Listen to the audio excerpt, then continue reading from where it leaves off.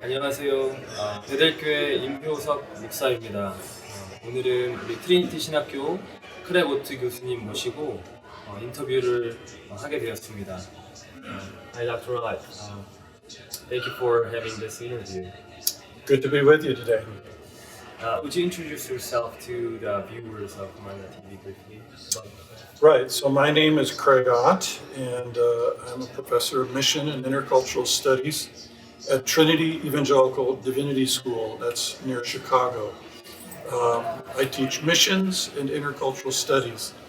I will be spending about 25% of my time doing international work and the other part of my time doing teaching. Prior to coming to Trinity, I was a missionary in Europe, spent most of my time in Germany as a church planter and training missionaries and consulting. So that's the short introduction of who I am. Thank you. I'd like to talk about mission and church in our time, especially in diaspora church mission. For example, Korean immigrant church. So, as an introductory question, can you tell us about your personal experience about Korean churches or Korean immigrant churches? Well, most of my experience has come through my students, people like yourself who are Korean students at Trinity, and so just working closely with them, and then of course I'm speaking this weekend here, and really probably more of my exposure has been actually to churches in Korea and some of the teaching that I've done there. So a lot of my experience and exposure has been a little bit more secondhand. But the immigrant church experience, whether it's Korean immigrant churches or Chinese or South Asian, there's a lot of common challenges that they face. So I've been involved in a number of research projects that are looking at some of those kinds of challenges. I see. So as you just mentioned, you are here in Ellicott City, Maryland, to speak at the mission conference in Bethel, and it is titled as "Filling the Earth with the Glory of the Lord." So my question is, can you explain briefly about how the mission of God can be defined or described by the glory of God? This may be helpful to those who couldn't come to the conference, and because it hits one of the main points of the mission conference, I believe. Right, so we know from the beginning of creation that God created man and woman in his own image. And that means we as humans were to represent him on earth. We are to reflect his character. We are to be people who show his glory and glorify him in creation. We're sort of like the icons in the temple of creation, reflecting God. Now, through the entrance of sin, that image was marred. We no longer are filling the earth with God's glory. We're filling the earth with violence. And so the story of redemption is returning us as humans and returning creation to a place that we glorify God again. And that will show up in our lifestyles. It will show up in our care for creation. It will show up in just and fair treatment of one another. And ultimately, when Christ returns, in the renewal of all creation to his glory. And so the story of the Bible begins with God's glory in the garden and ends with God's glory in the New Jerusalem, where people from every nation, tribe, and tongue are worshiping the Lamb of God. So that is sort of the big picture, and the bookends, as it were, is the glorification of God. Well, thank you for the explanation. So my follow-up question is about the church. In that picture, many would agree in their mind that the church is a carrier of God's glory to the world. So based on your observation, I know you've been around the world and seeing various types of churches and their ministry, their mission ministry. What do you think the most common factor that hindered the church to be actively doing that role, carrying the God's glory to the world? Well, it's our natural human tendency to be self-centered, and that's no different for churches.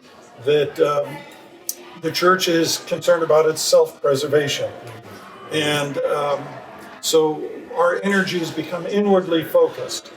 And the more a church becomes inwardly focused, then very often it leads to conflicts. And somebody has compared that, if you take hunting dogs are meant to go out and hunt. But if you take hunting dogs and you put them in a pen together and don't let them go out to hunt, they start fighting with each other. And I've observed that with Christians.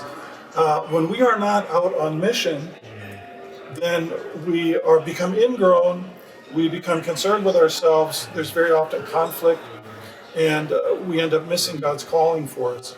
And so the church needs to find that balance between coming together to worship God, to be strengthened through the gospel and through fellowship and teaching, but that needs to be balanced with the going out on behalf of Jesus to engage the world around us.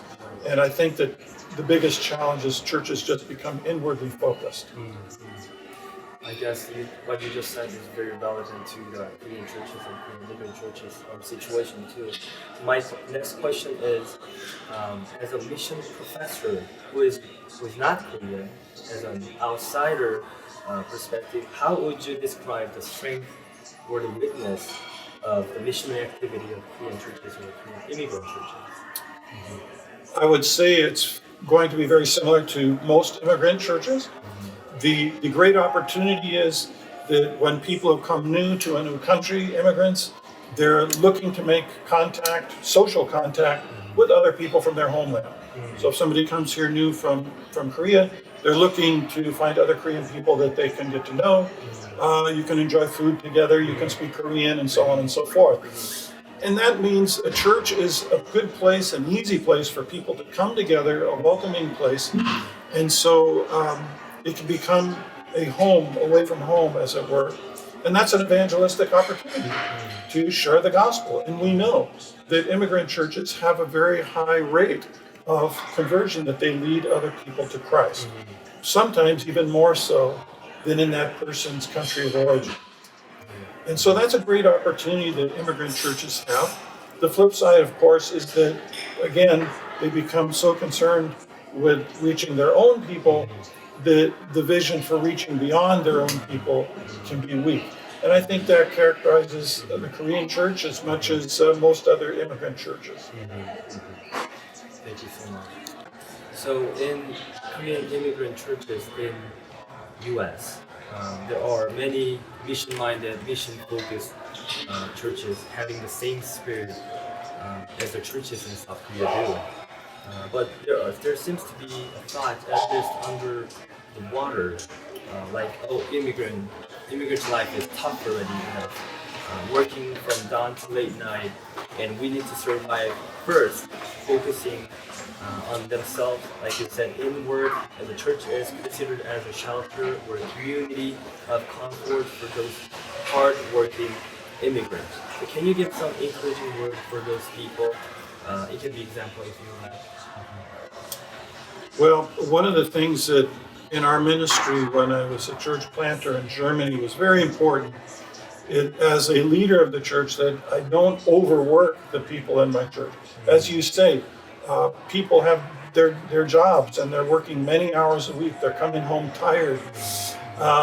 As a pastor, I'm very tempted to want them to now give everything to the church.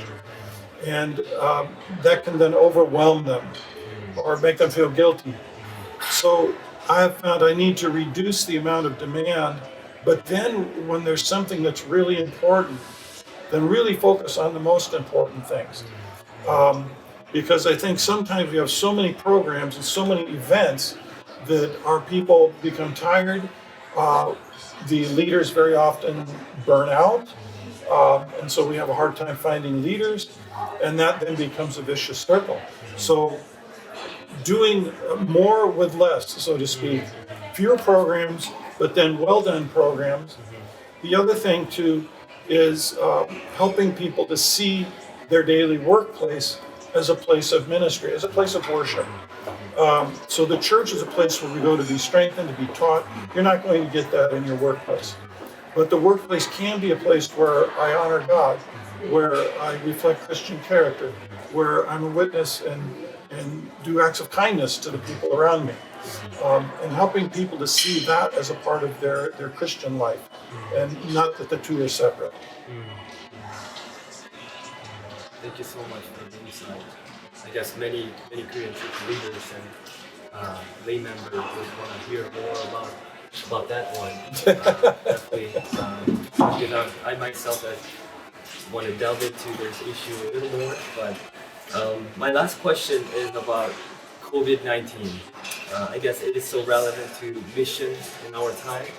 COVID-19, of course, has been a crisis to many churches and their mission. But conversely, today I'd like to hear more about hope and opportunity in mission.